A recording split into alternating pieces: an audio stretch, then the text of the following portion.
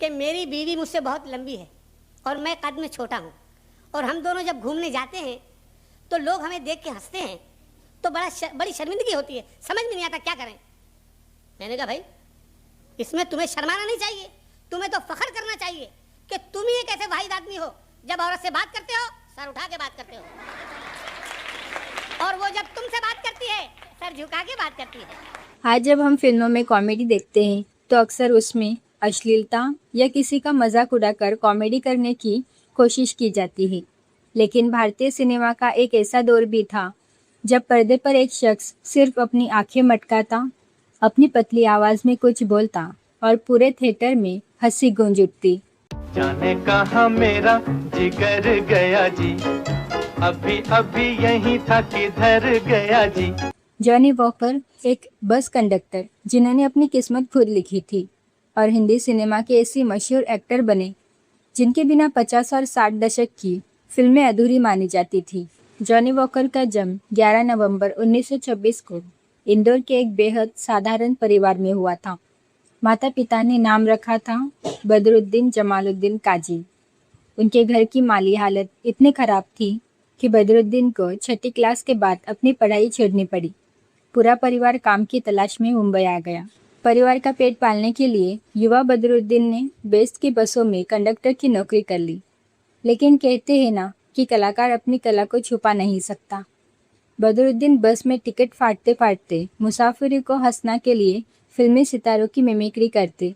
जो भी उनकी बस में चढ़ता वो सफ़र की थकान भूलकर हंसने लगता। बदरुद्दीन की किस्मत तब बदली जब मशहूर अभिनेता बलराज साहनी उनकी बस में सफ़र कर रहे थे। उन्होंने इस युवा कंडक्टर की कॉमिक टाइमिंग को देखा और वो उन्हें फिल्म निर्देशक गुरुदत्त के पास ले गए। गुरुदत्त के पास जब बदरुद्दीन पहुंचे तो उन्होंने एक पक्के शराबी की ऐसी एक्टिंग करके दिखाई कि गुरुदत्त दंग रह गए। उन्हें यकीन ही नहीं हो रहा था कि सामने खड़ा लड़का पूरी तरह होश में है और शराबी की इतनी अच्छी एक्टिंग कर रहा है। बस फिर क्या था, गुरुदत्त इतने इम्प्रेस हुए कि उन्होंने अपनी फिल्मबाजी में उनके लिए तुरंत एक रोल लिख दिया। बदरुद्दीन ने शराबी की इतनी शानदार एक्टिंग की थी कि गुरुदत्त ने उनका नाम बदलकर उस दौर के मशहूर स्कॉच विस्की ब्रांड के नाम पर रख दिया, यानी जॉनी वॉकर। नाम में जॉनी वॉकर और शराबी की इतनी शानदार एक्टिंग को देखकर आप यकीन नहीं करेंगे कि उन्होंने अपनी पूरी लाइफ में शराब की एक बूंद को हाथ नहीं लगाया था। जॉनी वॉकर एक धार्मिक और सामाजिक व्यक्ति थे। जब लोग उनसे पूछते कि आप बिना पिए इतनी अच्छी शराबी की एक्टिंग कैसे कर लेते हैं, तो वो मुस्कुराकर बड़ा करारा जवाब देते थे। जाकर दिलीप कुमार या अमिताभ बच्चन से पूछो कि वो पर्दे पर इतनी शानदार मौत की एक्टिंग कैसे कर लेते हैं। क्या वो सचमुच पहले कई बार मर चुके हैं? ये सब बस अभिनय और ऑब्जर्वेशन का खेल है। दरअसल शराबी की एक्टिंग करने के लिए जॉनी वॉकर ने एक तरकीब लगा रखी थी। वो शूटिंग से पहले घंटों तक शराब खानों के बाहर जाकर बैठ जाते और शराबियों के चलने के ढंग, उनकी लड़खड़ाती जुबान और उनकी आंखों के हाव भाव को बहुत ही बारीकी से नोटिस करते थे और फिर कैमरे के सामने वैसे ही एक्टिंग कर देते थे। 50 और 60 के दशक में जॉनी वॉकर की लोकप्रियता किसी हीरो से कम नहीं थी। आलम यह था कि फिल्म के डिस्ट्रीब्यूटर्स फिल्म साइन करने से पहले मेकर्स के सामने शर्त रखते थे कि फिल्म में जॉनी वॉकर का कम से कम एक गाना ज़रूर होना चाहिए, तभी हम फिल्म खरीदेंगे। फिल्म सीआईडी का गाना सरजे तेरा चकराए आज भी जब रेडियो पर बजता है तो जॉनी वॉकर का वो मुस्कुराता हुआ चेहरा आंखों के सामने आ जाता है। निर्देशक गुरुदत्त अपने काम को लेकर हमेशा सीरियस और कड़क स्वभाव के थे। वो सेट पर किसी को भी अपनी स्क्रिप्ट से बाहर जाने की इजाज़त नहीं देते थे। लेकिन जॉनी वॉकर इकलौते ऐसे एक्टर थे जिन्हें गुरुदत्त ने खुली छूट दे रखी थी।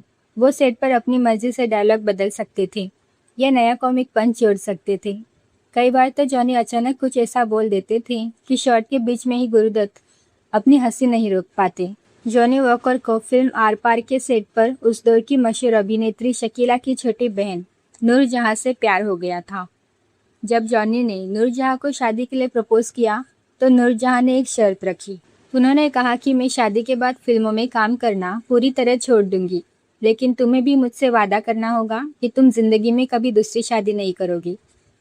जॉनी वॉकर ने इस शर्त को खुशी खुशी स्वीकार किया और नूरजहां के परिवार के कड़े विरोध के बावजूद दोनों ने 1955 में निकाह किया और जॉनी ने अपनी आखिरी सांस तक उस वादे को निभाया।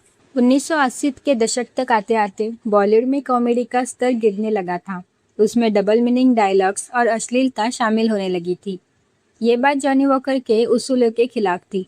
उन्होंने बिना किसी हिचकिचाहट के फिल्मों से संन्यास ले लिया और लगभग 14 साल बाद अपने बेटे नासिर और कमल हसन के बोलने पर उन्होंने साल 1997 में फिल्म चाची 420 में एक छोटा सा शराबी मेकअप आर्टिस्ट का रोल किया, जो उनके जीवन की आखिरी फिल्म थी। और 29 जुलाई 2003 को 76 वर्ष की आयु में इस महान कलाकार ने दुनिया को अलविदा कह दिया। इनकी डेथ एनिवर्सरी पर बताइए कि आपको जॉनी वॉकर की कौन सी फिल्म या गाना सबसे ज़्यादा पसंद है। अगर आपको ये वीडियो पसंद आया हो तो इसे एक लाइक करें, अपने दोस्तों के साथ शेयर करें और हाँ, इस चैनल को सब्सक्राइब करना ना भूलें। मिलते हैं अगले वीडियो में। धन्यवाद।